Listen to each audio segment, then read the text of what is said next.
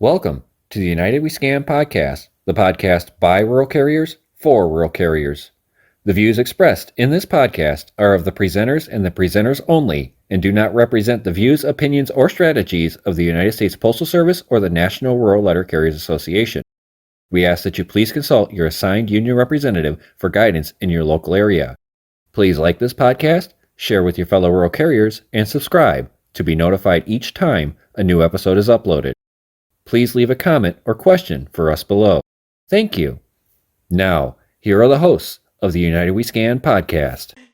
All right, welcome back, everybody. Episode 103. I'm going to discuss a little bit of the 113. Oh, excuse me. 113, 103. It's got Sorry. a 1 and a 3. It's been a long day. I just got home like an hour ago, so bear with me.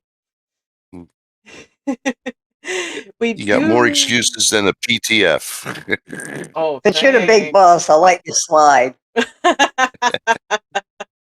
It's me and Bill in Malcove tonight. James had a last minute thing come up and will not be joining us. So I'm going to cover a couple documents on pregnancy in the workplace. I know that's been a request. I have that stuff readily available now, so I'll go over it briefly. But other than that, Milko, fill us in on your week. How was it for you? Pretty good. My numbers been not, I suppose. Had some really early days the last couple. Even with marriage mail on the side for my CBUs, I was done by 3 o'clock on Friday. Nice. Bill? Damn. How was your week Well, doing nothing? Oh, come on now. I'm very busy and not doing anything, okay? So don't discredit not doing anything. It's tedious, I okay? thought you have the honey-do list now. No, I have the not to do list. Things I'm not doing. That's what I said. That's honey has nothing to do with that. But no, the mini mail survey is coming in a little bit light in my former office. There's a lot of questions because of the fact that the 204B overseeing the rural carriers, for some reason can't print out radar reports. Find them, can't do them, can't whatever. Just a multitude of excuses why they can't do them. And since they're absorbed into this SDNC, their route numbers are now changed. So, are we seeing the 52 weeks of data being switched over to the new route, or are they going in blind with the information? And the problem of it is that they've already had the radar report showing no DPS, which translated into 6 to 8% coverage factor on their deliveries. So, hey, folks, something stinks in Norway, and nobody can find out. And since it was a retirement night, I didn't bring up anything with the local steward at the party. But the fact of the matter is that you have to step up and make these people post these reports as required per our agreement. Period. It got cold again this week in Pennsylvania. It warmed up. Got cold again. Next week it'll moderate in the 40s, which is where we normally are. Not a lot of precipitation in the immediate forecast. And it's time to go get the new fishing license for 2025 so I can start my third career. How about you, Kristin? How was your week? Oh, Saturday and Monday were fairly heavy on the DPS errors and inverteds in my office, and then they lightened right up for Tuesday, Wednesday, Thursday for me. Monday, I went in the office. I was fighting the worst migraine I think I've ever had. I don't hardly ever get headaches, let alone migraines. It's probably been at least a few years since I've had one. It was so bad. I mean, I walked in, every route in my office had probably about 3/4 of a tray of non-linear raw DPS. I instantly walked up to the supervisor's desk. I said, I want a piece count on this. She goes, well, it's got a tag on it. It was ran. I said, then show me the numbers. And she got lippy with me, and I said, if it's going to be like that, you can find somebody else to run my route, and I'm going to go home sick. Well, news to say she did pull up the end of run report and did show me where the 465 cased mail pieces were at. So I got through the day Monday. It was a really bad migraine. We didn't have anybody to cover for me anyways, so 11 hours later, 11.15 hours later, I clocked out and went home. But got through the rest of the week, had a 3-day weekend for a change, which was nice. I went down to my annual Motor City Tattoo Expo, got to see my tattoo buddy down there, Big Jazz Season 12 Ink Master, if anybody pays attention. So it was a good time. Ruby got a tattoo, Eric got a tattoo, I got a big one on my back. Other than that, little man was like the life of the party down there. Man, he was flirting with all the girls and just having a good old time. Oh, and for those of you that don't know, Ruby goes to orientation on March 10th. So, yeah, we are now shopping for a POV. I actually did find a right-hand drive Jeep about an hour away for an affordable price, a little bit older, a little higher on the mileage, but like I told her, it's something to get you started. So I'm going to get a hold of that gentleman and see, hopefully we can work something out to get that for her. Other than that, it hasn't been too bad of a week. I got another short week coming up because we have our spring booster this next weekend. So 4-day week for me, going back in the morning. It's been see what my numbers were for the couple days I missed, but I'm not too overly worried about it. My sub actually has had a handle on the mini mail surveys right off the get go, so I don't worry about it too much with him. Thank goodness I don't have to worry about that with him. But other than that, it hasn't been too bad of a week. Weather up and down. Some snow finally started melting. I've had snow holds been able to go back. People starting to put mailboxes back up, so mail's going back. So it'll be interesting to see if he was able to take care of any more of that stuff the couple days I was gone. But yeah, it's been a week. Like I said, I got home about an hour before we hopped up on here, and yeah, good to be home though. I mean, it was nice to get away for a couple days, but it's always good to finally get back home. So, yeah, somebody asked if we're going to get a recap on Ruby's experience regarding orientation and whatnot. Possibly. We'll see what's going on. We're in the process of figuring out babysitter situations and all that good stuff right now. And depending on where she goes for academy, and I am more than likely going to have to take a day off that week to take little man to his doctor's appointment because she'll be in the middle of academy. So, but we finally got her on board. And oh, some other big news. I know I'm rambling. My personal life, I don't care. My son got married last week, and so Congrats. Shotgun. yep, shotgun wedding. They both decided that they can do a ceremony or something later, but this is to get her immigration stuff going. He actually gets out. They ship his stuff back to my parents on the 17th of March. His car gets shipped back. His car gets shipped over the 17th, and then he gets sent back to the States on the 23rd for about a week and a half, 2 weeks of processing to get out of the Marine Corps. And yeah, and then we'll wait and How are see. her parents taking this? What was that? How are her parents taking this in? Her Or you don't parents know? don't know yet. Oh, Well, I guess we're going to go to war with Taiwan now. Japan. Okinawa. Okinawa. Okinawa. Ruby was Yeah. waving hi. Yeah, that's been a big thing on him, is that she hasn't told them. He has met her biological father, but has yet to meet her mother and stepfather, or what they say over there, adopted father. So that's he called us while we were traveling downstate and talked to him for a little bit and just kind of told him, I understand your concerns on there, but you kind of have to let her choose when the right time is to tell her family. I know customs are completely different over there, so yeah, it is what it is, but we'll have that grandbaby this fall, and hopefully immigration processing stuff will go through sooner than later, but we all know how that can be. It is going to be an adventure, that's for sure. So, Yeah, it is. Well, you could use the redneck way of announcing the marriage. yeah. And if there's a kickback, you say, look, the bitch is done knocked up. Marriage ain't the problem now. But that's just my personal opinion. Yeah, I know, but Yeah.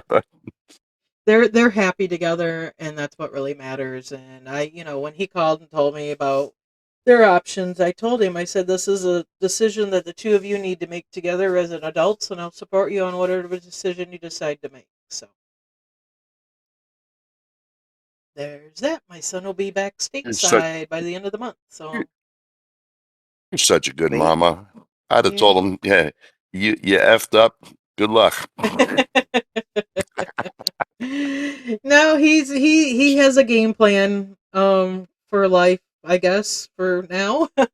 For the future. He's working things out, so I'm proud of him. But Good. on to that. All right. I am going to cover, I did have a phone call a few weeks ago about covering pregnancy in the workplace. So we're going to touch on this a little bit here real quick. Let me pull it up again because I had it up on my phone. I have some of it on the computer, so let me pull that up. Now this was one, and all this information can be found on the NRLCA website under the Steward Reference Guides, Pregnancy in the Workplace, and I do believe there's something over breastfeeding and pumping as well. I do have that document in front of me as well. So, this one was actually from 2003, and it was a city decision, but it is cited on ours as well. And this is the issue in the case whether requiring city carriers to bend and lift when using 1046P hamper violates Article 14 of the National Agreement. That they mutually settle on the case. On the understanding, parties agree that placing inverted plastic trays on the bottom of a 1046P hamper as an insert's one way, among others, to address any local bending and lifting concerns. So that there is on that for bending and lifting. The big one is what came out in 2023, which is the Pregnant Workers Fairness Act. Now, it's got some other links off of it, but I am just going to cover the basics on what is the Pregnant Workers Fairness Act. It is a new law that recovers covered employers to provide reasonable accommodations to a worker's known limitations related to pregnancy, childbirth, or related medical conditions unless the accommodation will cause the employer an undue hardship, in quotations. The Pregnancy Workers Fairness Act applies only to accommodations. Existing laws that the EEOC enforces make it illegal to fire or otherwise discriminate against workers on the basis of pregnancy, childbirth, or related medical conditions. The PWFA does not replace federal, state, or local laws that are more protective of workers affected by pregnancy, childbirth, or related medical conditions. More than 30 states and cities have laws that provide accommodations for pregnant workers. When does the PWFA go into effect, and will the public have input on any regulations? It went into effect June 27th of 2023. The EEOC is required to issue regulations to carry out the law. The EEOC will issue a proposed version of the PWFA regulations so the public can give their input and offer comments before regulations become final. So again, this was 2 years ago. Is the EEOC accepting charges under the PWFA? The EEOC will start accepting charges under the PWFA on June 27th, 2023. For the PWFA to apply, the situation complained about in the charge must have happened on June 27th, 2023 or later. A pregnant worker who needs to accommodations before that date may, however, have a right to receive an accommodation under another federal or state law. So since this is 2023, it's all good for now. So it says after the June 27th, 2023, the EEOC will analyze charges regarding accommodations for workers affected by pregnancy, childbirth, or related medical conditions under the PWFA if the violation occurred after June 27th of 2023 and were applicable under the ADA and or Title VII. Who does the PWFA protect? The PWFA protects employees and applicants of covered employers who have known limitations related to pregnancy, childbirth, or related medical conditions. Covered employers include private and public sector employers with at least 15 employees, Congress, federal agencies, employment agencies, and labor organizations. What are some examples of reasonable accommodation for pregnant workers? Reasonable accommodations are changes to the work environment or the way things are usually done at work. House Committee on Education and Labor report on the PWFA provides several examples of possible reasonable accommodations, including the ability to sit or drink water, receive closer parking, have flexible hours, receive appropriately sized uniforms and safety apparel, receive additional break time to use the bathroom, eat and rest, take leave or time off to recover from childbirth, and to be excused from strenuous activities and or activities that involve exposure to compounds not safe for pregnancy. Employers are required to provide reasonable accommodations unless they would cause an undue hardship on the employer's operations. An undue hardship is significant difficulty or expense for the employer. What else does it prohibit? Covered employers cannot require an employee to accept an accommodation without a discussion about the accommodation between the worker and employer. They cannot deny a job or other employment opportunities to a qualified employee or applicant based on the person's need for a reasonable accommodation. Cannot require an employee to take leave if another reasonable accommodation can be provided that would let the employee keep working. Cannot retaliate against an individual for reporting or opposing unlawful discrimination under the PWFA or participating in a PWFA proceeding, such as an investigation, or cannot interfere with any individual's rights under the PWFA. What other federal laws may apply to pregnant workers? Other laws that apply to workers affected by pregnancy, childbirth, or related medical conditions include Title VII, enforced by the EEOC, which protects an employee from discrimination based on pregnancy, childbirth, or related medical conditions, and requires covered employers, to treat a worker affected by pregnancy, childbirth, or related medical conditions the same as other workers similar in their ability or inability to work. Also, the ADA, enforced by EEOC, which protects an employee from discrimination and based on disability and requires covered employers to provide reasonable accommodation to a person with a disability if the reasonable accommodation would not cause an undue hardship for the employer. And while pregnancy is not a disability under ADA, some pregnancy-related conditions may be disabilities under the law. We also have the Family Medical Leave Act, FMLA, enforced by U.S. Department of Labor, which provides covered employees with unpaid job-protected leave for certain family and medical reasons, and the PUMP Act, Providing Urgent Maternal Protections for Nursing Mothers Act, enforced by the U.S. Department of Labor, which broadens the workplace protections for employees to express breast milk at work. So that is basically the gist. There's more little pamphlets, done stuff on that as well. And then I am going to go over real quick the breastfeeding information. That way, Drooling. I know this is so exciting for you, Bill, isn't it? Oh, actually, the Pump Feeding Act is the reason why we had to get a new refrigerator at our old office, because a mother was expressing milk and had to have a place to refrigerate it, and they Mm-hmm. didn't have one. They had a freezer where they had waters in there, but no refrigerator. So yeah, they ended up having to buy a new refrigerator for us. Yes. We thanked her, and I didn't use too much for my coffee, but I dabbled.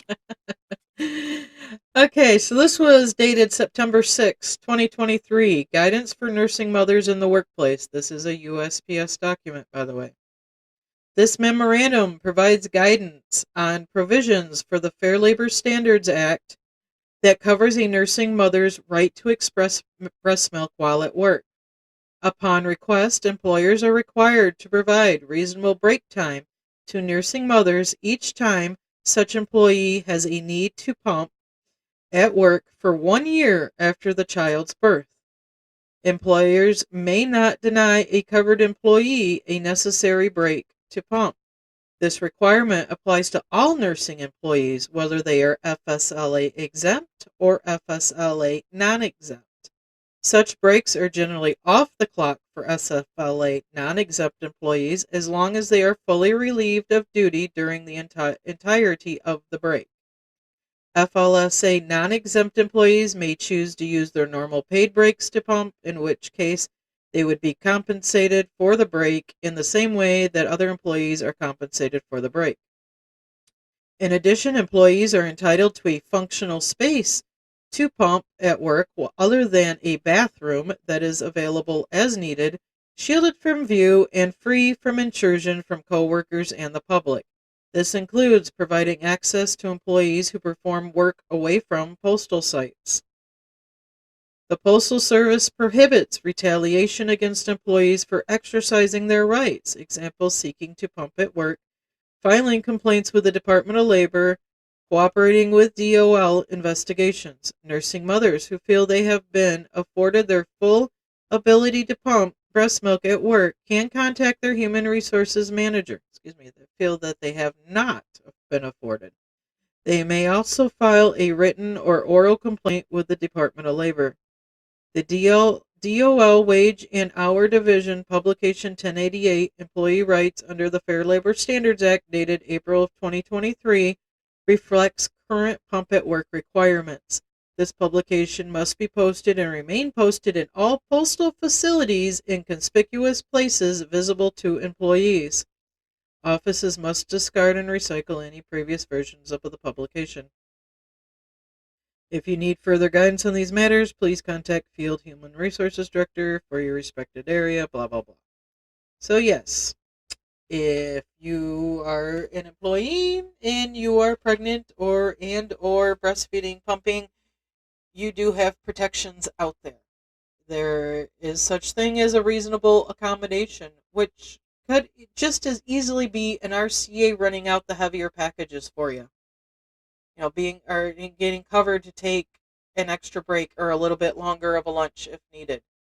So definitely look into that. Contact your steward if you need it. If you are having issues, if you are in that under that category. Also, paternity leave can be an FMLA as well. So if you are not taking paternity for the other parent would fall under FMLA as well for protection of your job. Of course, under FMLA, you can choose to use sick leave, annual leave, or LWOP if you choose so. And whereas it says that it doesn't cause, any undue extraneous, problems for management financially and in the course of operations, I always find the language to be a little ambiguous so that management has the right to determine Mm-hmm. what is excessive.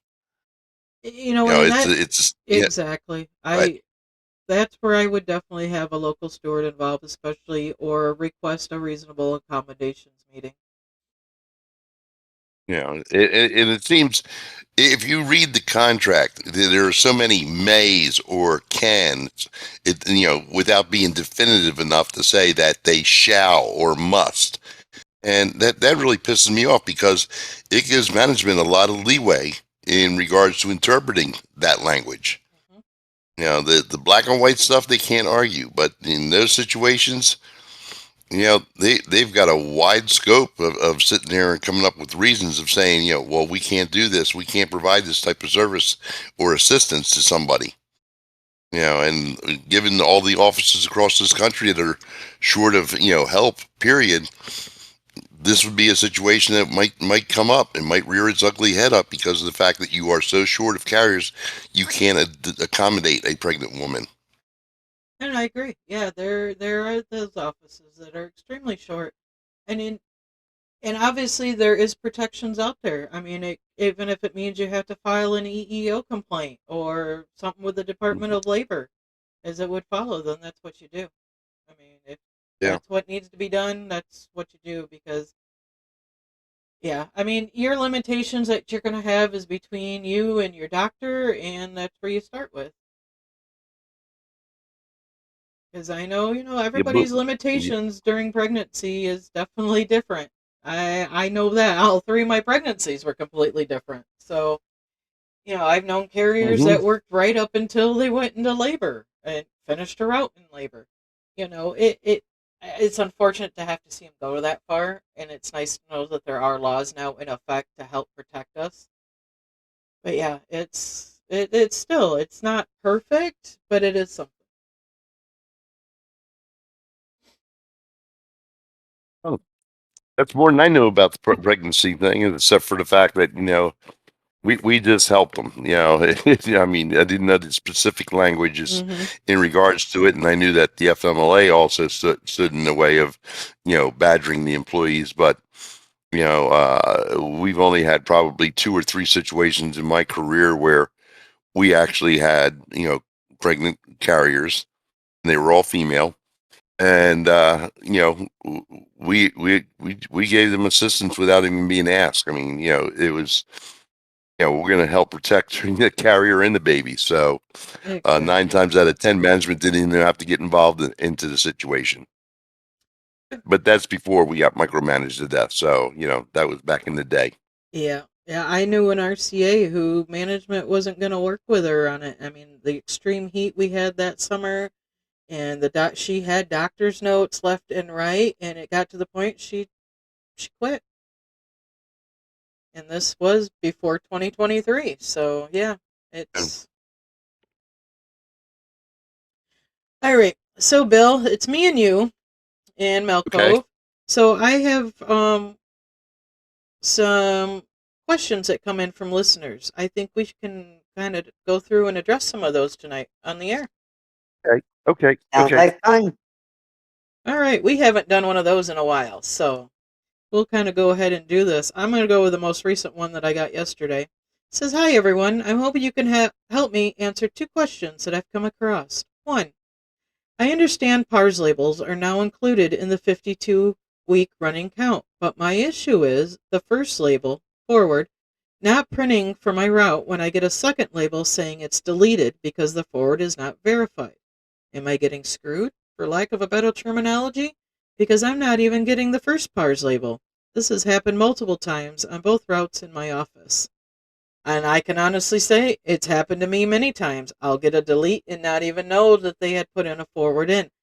And I've noticed since they've started this verification process that any of the good PARS labels I do receive do not say new, they say modification. Modified. They are modified. So you are not getting the initial one. until it is verified, and at that point it's then put in as as modified, and so you're going to get that modified one. And if they never verified, I have seen that I'm just getting the deletes. I'm not getting the initial one because it's not verified, therefore it's not active. Therefore, you're not entitled to the second label because it never went through the process before it was modified. Correct. And that's how I would handle that too.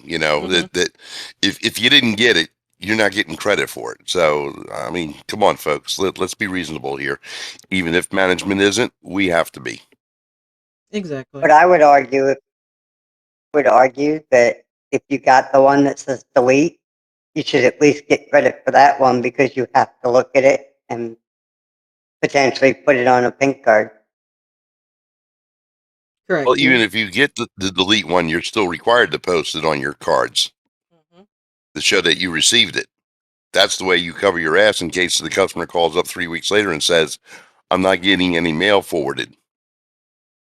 So you still go through the normal process of putting the PARS label onto the card. I forget what number that is. Is that 8192? No, or I don't something like remember that? right offhand either. It's the pink Yeah. card. I don't know either.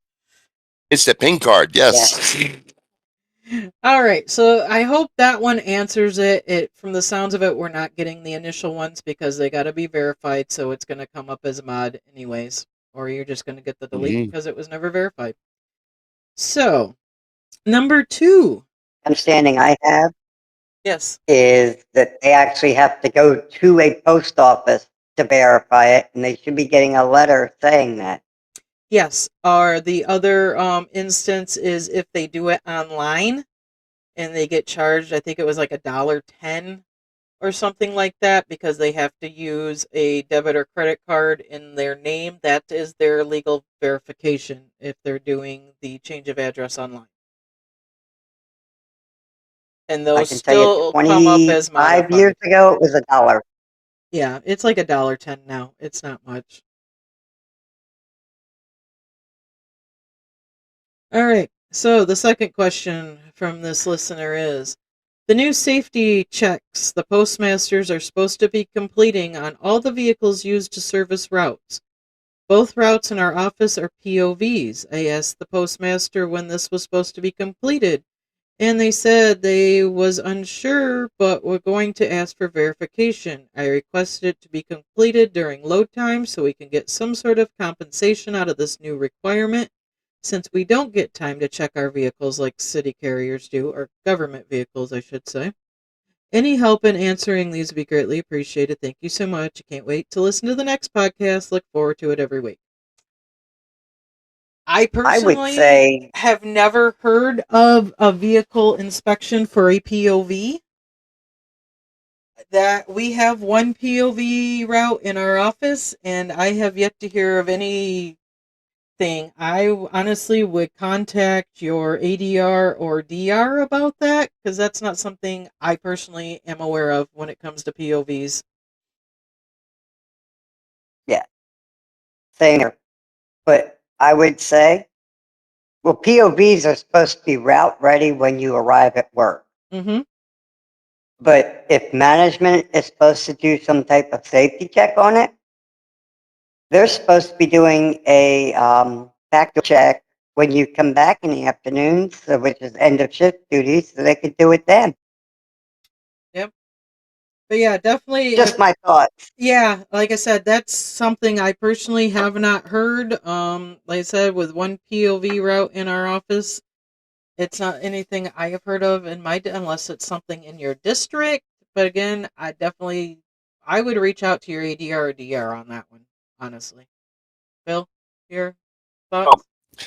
I have yet to ever have a supervisor or anybody in management do, our safety checks on our vehicles. I mean, we usually do them ourselves or had another carrier, assist us on doing them.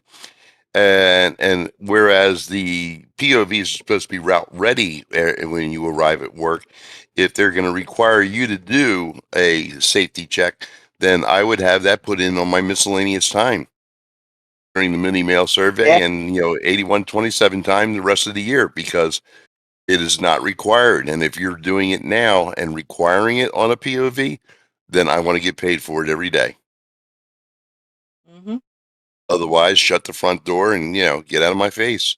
Because, except for checking the lights, backup, horn, turn signals, wipers, what safety checks is an individual management qualified to do? Are they checking how much, brake pad you have on there, whether or not your rotors are too thin or not? I mean, you can go nine ways to Sunday on this, but they're not required to do it on the POV, and if they want you to, then get paid for it. Absolutely. File, and smile. And if this is a directive coming down from somewhere, like I said, contact the DR to get better clarification. Ask for a copy of that directive too. Yeah, exactly. Think about Good it. to have A buddy of it's good to have mine used to ammunition. have a POV that he didn't need anymore, but it was still on premises. And management would go out there once every 6 months to a year and walk around, check his tire tread, make sure everything looked good, make sure he wasn't leaking oil or any other fluids. Yeah, I've never seen anything management wise do anything like that. So, like I said, my best advice would be to contact ADR or DR. All right, next one. This one came in almost a month ago, but Says, hello, I'm a big fan of your podcast. I'm a regular rural carrier from, I'm not going to say. And I have a question. Can management force regular carriers to take out mispitches for their route? I'm going to safely assume you're saying missorted parcels. All of us regulars were just informed this week that we will have to take out any mispitches when we return from the street. This will be an almost daily occurrence. Thank you for your time and all you guys do. Yep, management can do that. They could have an RCA run missorted, or they can have you take a second trip, and that's how you'd be compensated. Would be after you complete your end of shift duties, you hit that PM casing, hit start load, go load your missed pitches, in load, and document how many miles to get paid 3 cents a mile. It would be a second trip. 3 minutes. 3 minutes a mile. Not 3 cents, 3 minutes. 3 minutes a mile, yes. Yeah. And here's the problem. If this is happening consistently, where is management's interaction to prevent this from happening?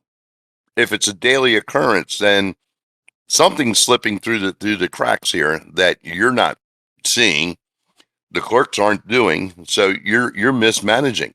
And being the type of asshole that I am, I would bring that to their right to their face and say, look, you're mismanaging, you're wasting postal funds because of the fact that you don't have this action corrected, and it's been going on for weeks or months or whatever. I mean, yeah, it's fine. You're getting, minutes a mile. Do you really want to do that if you're already on an overburdened route, have to go back out for 3 minutes a mile?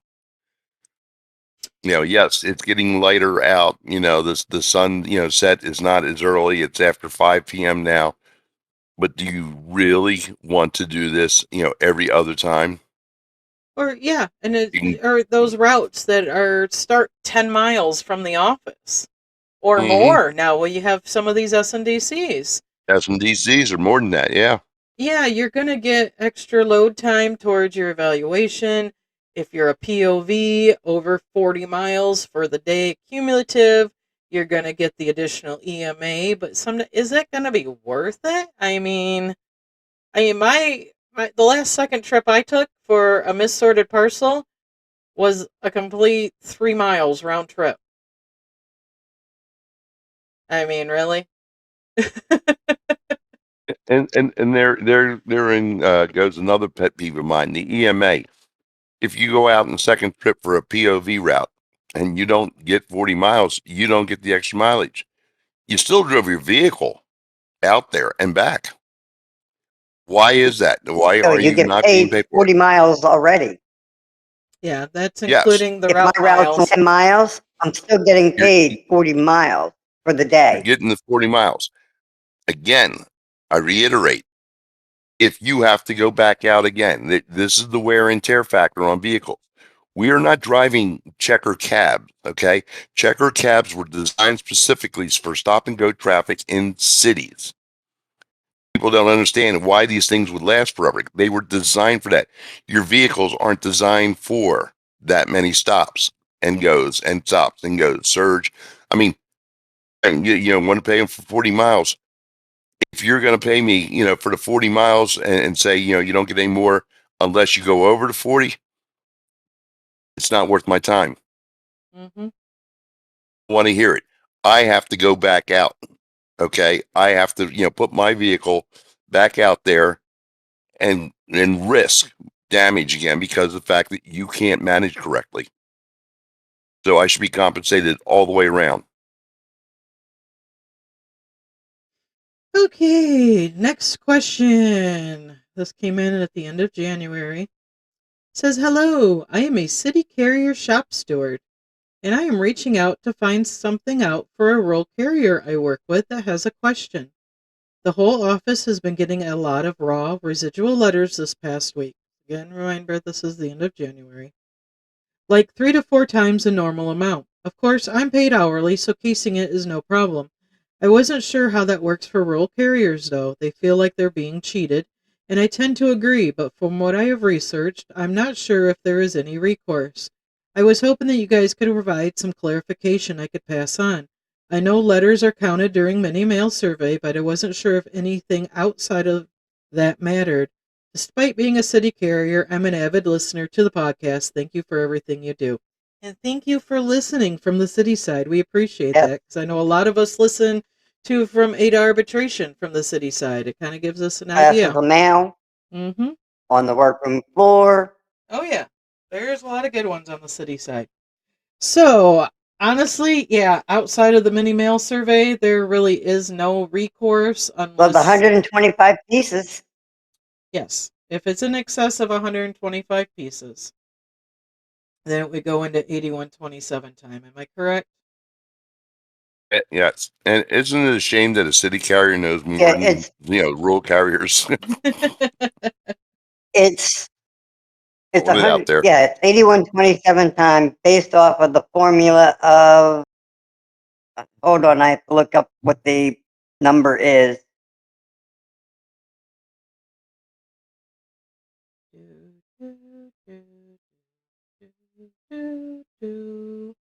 Based off the formula, which I don't remember what it was either. Mhm. Yeah, it depends on who you talk to on that 125 pieces thing, too. I know there are some times where you get a ton of raw letters, and there are times where you get hardly any. And it only gets Letters averaged are in. Go ahead.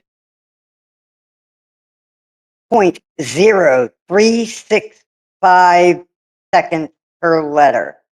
So you take that 125, for example, multiply it by 0.0365, and that's how much time you would get for your total number of letters.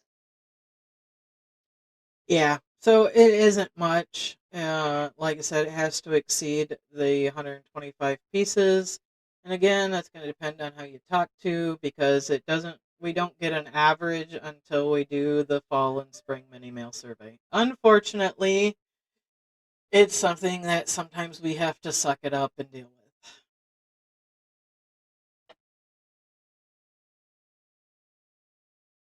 Wow.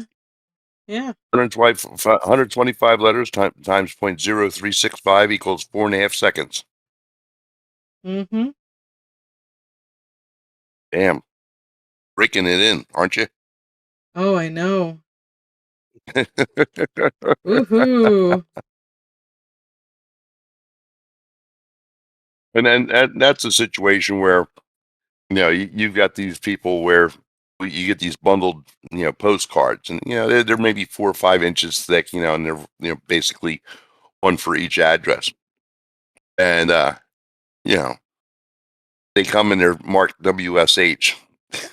The carrier inadvertently, I said, drops them. Now they're out of order. Supervisor, I need these to be counted as raw. They're not in order. Mm-hmm. I have shaken my head and walked away from that situation saying, please don't ask me to represent you on this because I'll tell the truth. I really will. Yeah, I'm sorry. I'm not going to cover for somebody trying to, to fudge their ways just on one little item. But hey, that's what, people do. All right. So here, and speaking of that, this an instance that happened to a carrier that I know that says management dropped all my DPS this morning. This was Saturday. They put it in. They put in the end of run report number as raw letters and paid the carrier 81.27 time to case. So yeah, sometimes you get management that'll work with you on that, but not always. Well, Yeah, that don't was hold your like breath. that was for instance when I came in on Monday, raging migraine and all, and there's 3/4 of a tray that the clerk handed me that was nonlinear mail, and I'm going, what the hell? And I was, raging migraine at that point, so I was definitely a raging you know what. And I carried it up. Well, everybody's got it was ran, it's got a tag on it. Then show me the numbers or I want a piece count. Plain and simple. And they did Were my you supervisor did show me the numbers, so I let it were go you at being a that. bitch? I had a Were you? raging. I was. There was twice that morning that I threatened to walk out and go home sick, okay? It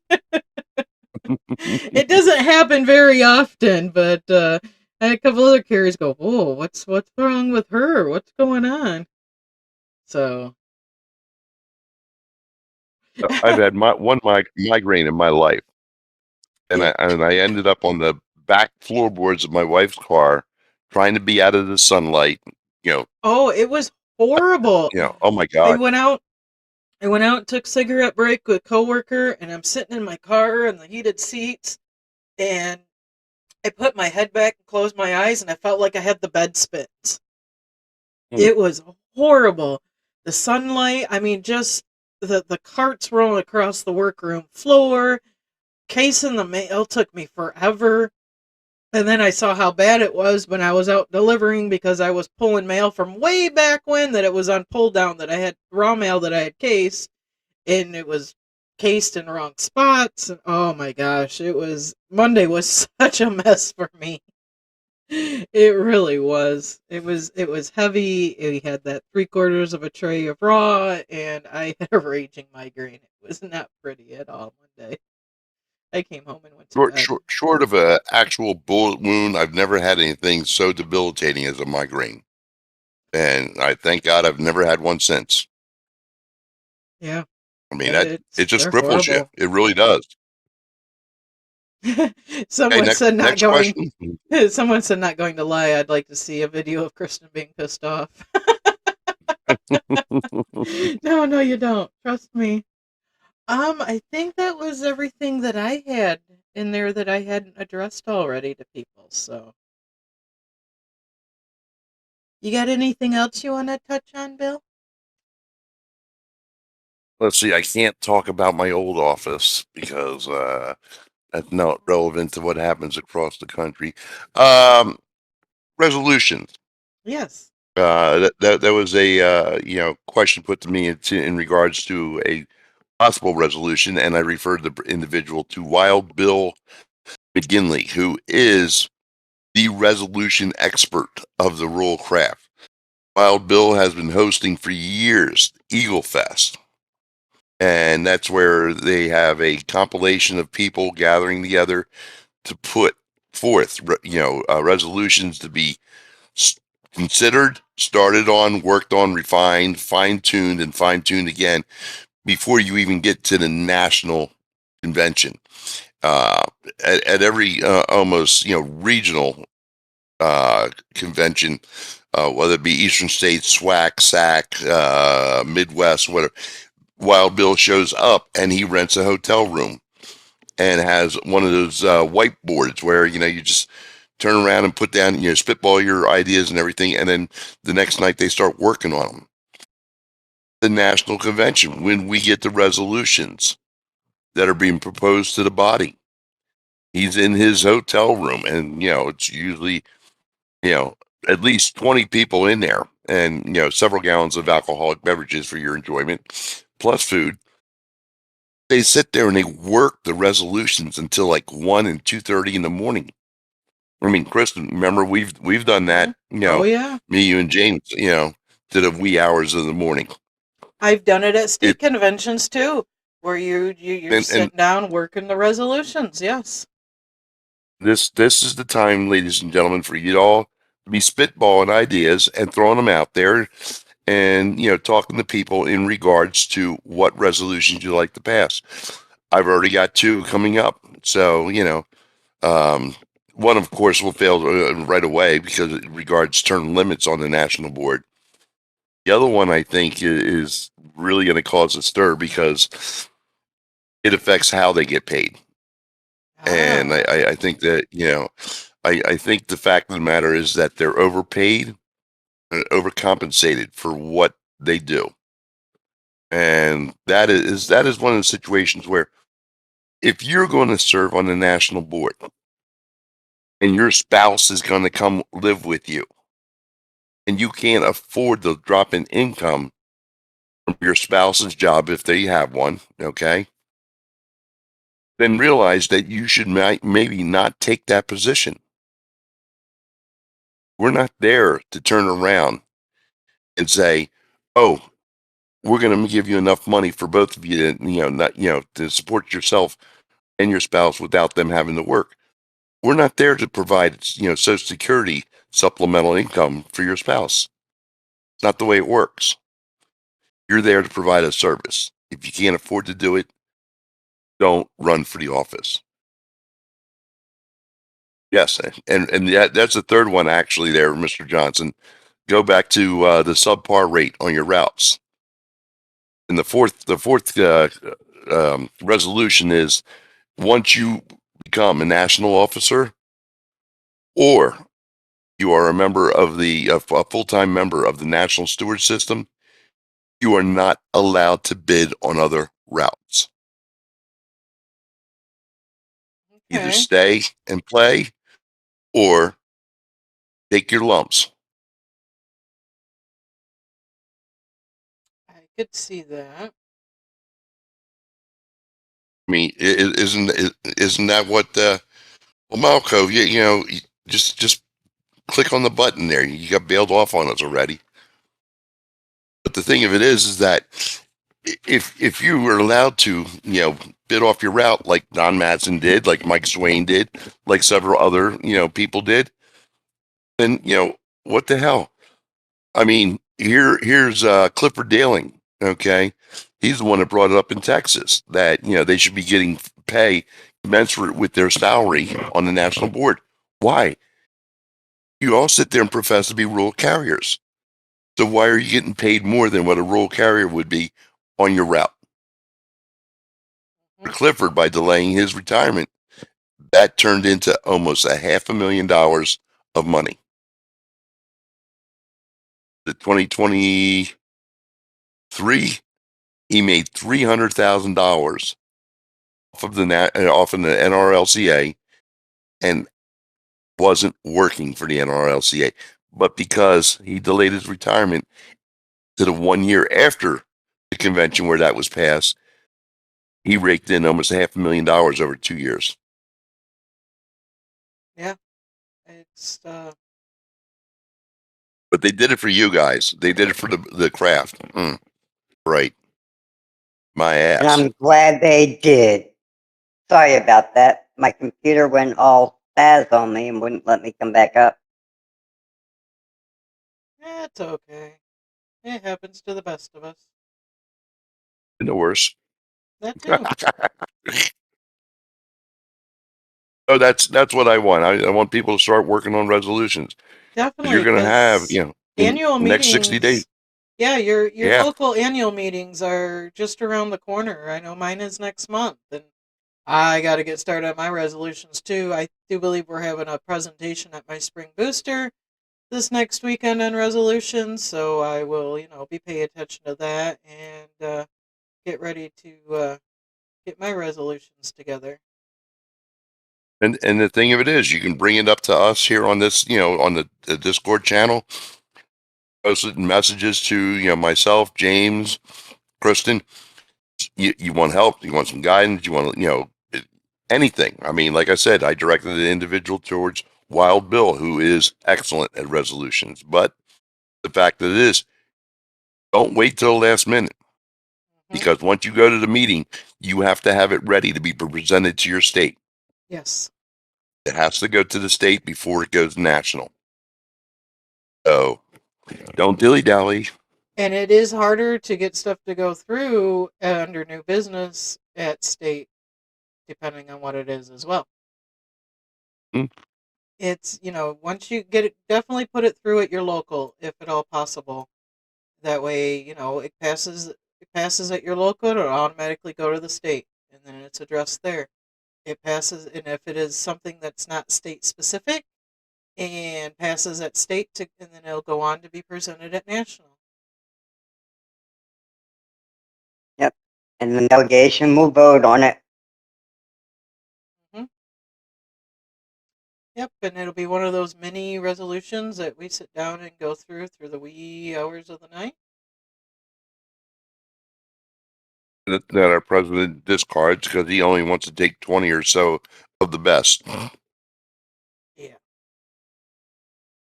But if you Well, don't hopefully try, we'll have you a can't different win. president next time that we negotiate. We'll see. We're And not as done. Bill was saying, I'm going to say, as Bill was saying about getting with us, in the Discord, there is a resolution channel that you can put your ideas. Exactly. Oh, definitely, yeah. Yeah, we did have fun going over resolutions. I know we had a little powwow up in my room, several of us on, 3 different nights, usually 2 to 3 nights. We'd all be going up there through it. I've sat at state convention. We get small groups, whether we met in a common area or somebody's room or whatnot, and we'd sit and go through resolutions the same way. We'd have our discussions. Do we like this? What would we? Could we amend? Is this amendable? Is this, do we object for one reason or another, and why? And it's just something that you do together. It really helps build those bonds too with other carriers, especially if you like in my when we met in my room in National. There was 1, 2, 3, 4, 5, half a dozen different states represented. We all just sat together to do and went through them together. That's what you do, and you discuss them out. And with resolutions, you got to keep in mind that at the podium, they read it, and then it has a couple of seconds, and they pound the gavel. If no one objects to it, yes. So the reason we're going through them and reading them all night long practically is to see which ones we don't agree with. And it could be we want clarification of what the maker meant because of the way it's worded. Yes, I mean it very And then well. they Yeah. And they can be reworded too. Yes. They can be reworded at the convention. Sounds like a good time. It's a lot of work. That's what it is. Oh, it is. I know. I've had what was it? Oh, it was in Grand Rapids this last time. Bill, James, and we sat outside on a couple different evenings going through them, and yeah, it is a lot of work. It really is. It's people think, these conventions and whatnot are all a bunch of parties. It's really not. Yep, we have a banquet in the middle of the week, and that's really it. The rest of the time is work, work, work, one way or another. I mean, when you go to national convention, you got all your pomp and circumstance on Tuesday, and and that's when you start digging at resolutions already. Wednesday evening you have a banquet, but that's really all the partying, so to say, kind of happens. The rest of the time, Thursday night is caucus, and then Mhm. Friday is, elections. And you kind of, if you can, you get started on your usually resolutions kind of start on Thursday and finish off in between elections on Friday. And so you really have to take that time. I know even after banquet, we go back to the room or wherever we were and go back over resolutions after we got done eating and having a couple beverages, if that's your thing, then we went right back to Yeah, resolutions. well, I know there were a few people that were in no fit business to be looking at resolutions after they left the banquet.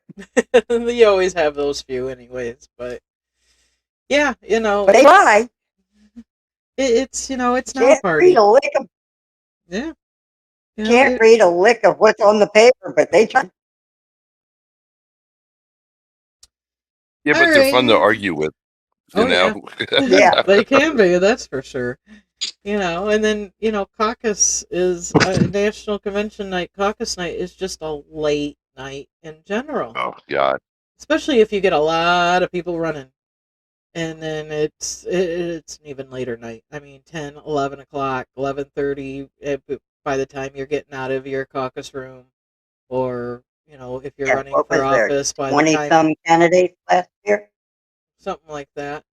Yeah, or, even as, Bill and I can attest on having, running and being on caucus night. That's even more Mhm. exhausting because you're walking a marathon. So Yep. it's, yeah, it's not a lot of partying And what people think it is. each candidate gets 15 minutes in the room. So you have to take 15 minutes and multiply that by how many candidates. And what I said, there was about 20 this last year. Yeah, that sounds about right. 17. So it's like 17. 5 hours of 17. Yeah. listening to people plead their case on why you should vote for them. Mm-hmm. Yeah, that way you're tired and delirious on voting day.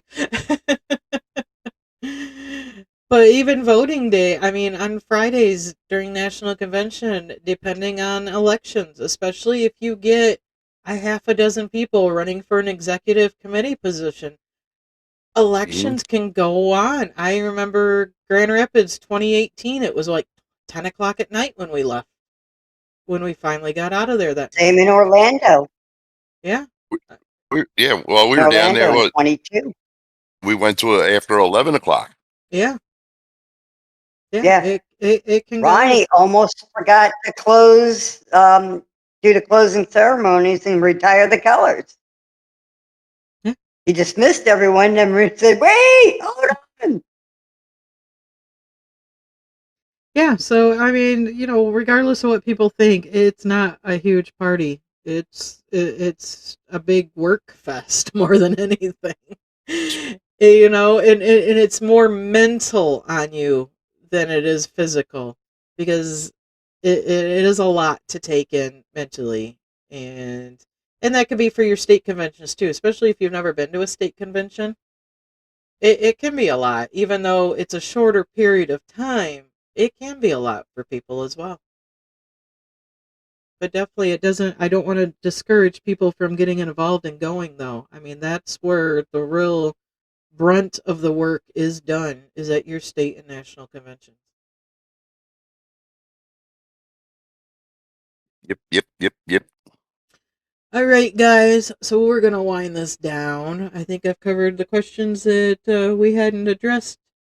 The few we touched on pregnancy and pumping, and yeah, got a little bit to do. I'm still working on my edit book presentation. Be patient, please. It takes some. I have to actually be able to sit down at the computer and put that together.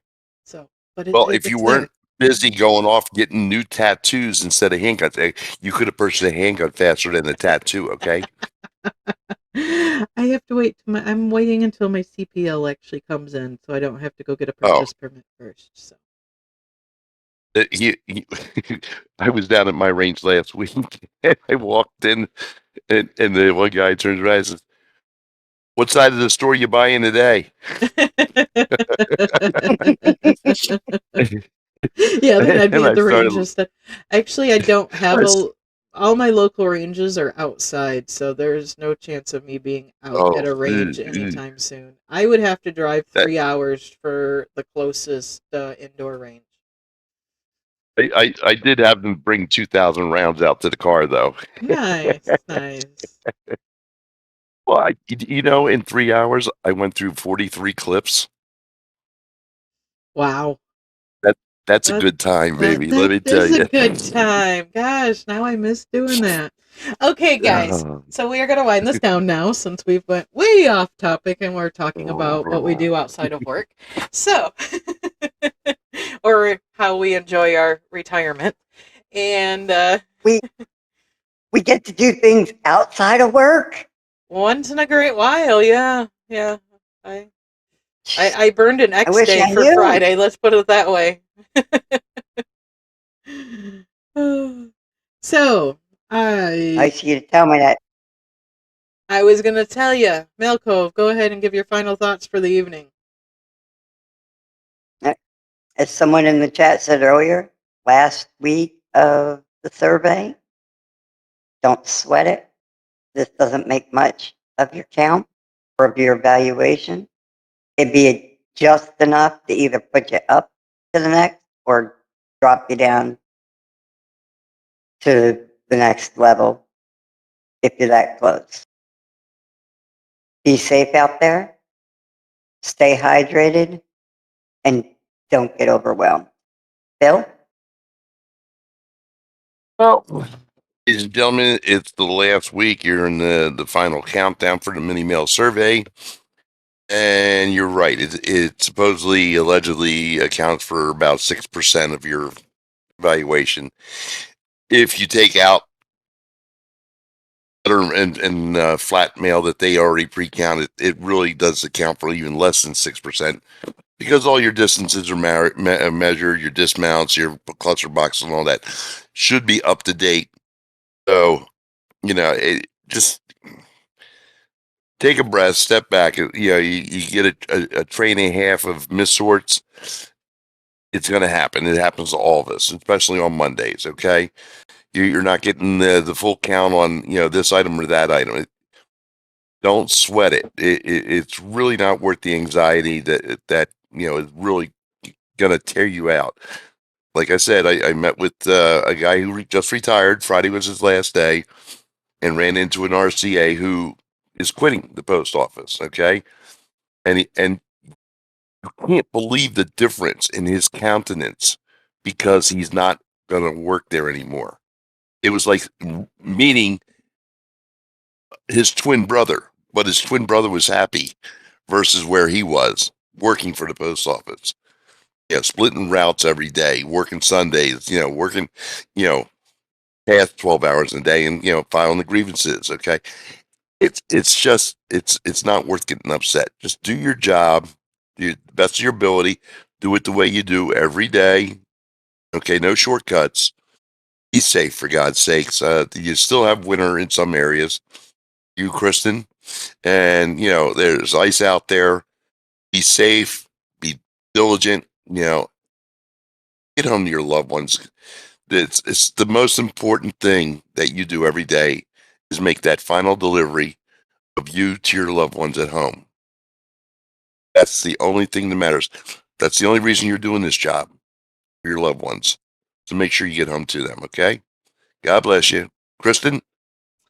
Thank you, guys. Like I said, we missed James tonight, and thank you, Melco, for filling in for a little bit. I know it wasn't an overly educational tonight, but hey, we did touch on some topics that we've had requested and answered some questions that have been hanging out in the email for a while. So I am a busy person, and I do apologize when I don't get to those right away. I do send them out to the guys to let, hey, what's your input on this? So I want everybody to stay safe. Yes, there's still snow in my area. It is still technically winter, and so as we are coming in, we are now on the 2nd of March. Wow, 2 weeks until my birthday.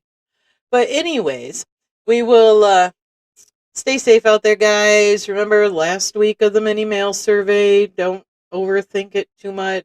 If things. Remember when you get your final numbers back and disputes, which I'm hearing people still haven't gotten disputes back from the last one and further back, unfortunately.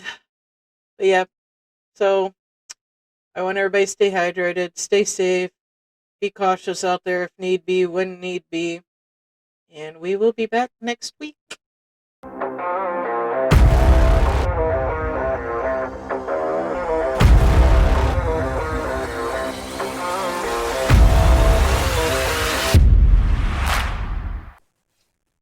Hello. Let me take a moment out of your day. This is only going to be a few minutes long. And I just want to introduce myself. My name is Malcove. I am a proud rural carrier. I just wanted to let you know that in regards to what's been going on recently, yes, or no, we should not be afraid or scared, but we should be concerned. Just by itself, the announcement that they want to take the Postal Service and move it into the executive branch instead of its own entity is not overly concerning. But looking at everything else that's been going on, that brings concern to me. I want to be able to complete my career as a rural carrier till the time I decide I want to retire. I am worried that if things keep going with no one doing anything, then that might not happen. But there are things we can do. Like James always says, we're in this together. We need to be united as one craft, rural carriers, employed by the United States Postal Service. We need to band together. We need to stop this bickering between ourselves. I like this, I don't like that one, I don't think this one's doing that great a job. I don't care. That's not how we're going to get through this. How we're going to get through this is everyone, regardless if you're a RCA that just started last week, or a 30-year, 40-year veteran, or the president of the National Rural Educators Association. As the old host, Josh, used to say, you need to take a step back and take a deep breath. Don't get overwhelmed. And that's exactly what we need to do. We've gotten overwhelmed. So we need to take that step back. We need to take that deep breath. We need to get our head on straight. We need to step back in and fight. The first and best way we can do this is by contacting your national representatives and let them know you need them, you implore them to please support H.R. 70, which is the bill that will prevent privatization of the Postal Service. We need to all be on the same page. By having differences of opinions is fine, but as a common goal, we need everyone to be on the same page in this fight. We don't need people going back and forth with each other. That doesn't do anyone any good. So please, look up your representative's contact information and let them know you want them to support Bill H.R. 70. I do apologize for this being a very short, brief episode, if you even want to call it that, but I did want to get this point out. And I hope I can speak to y'all again in the near future. Thank you, and have a good day.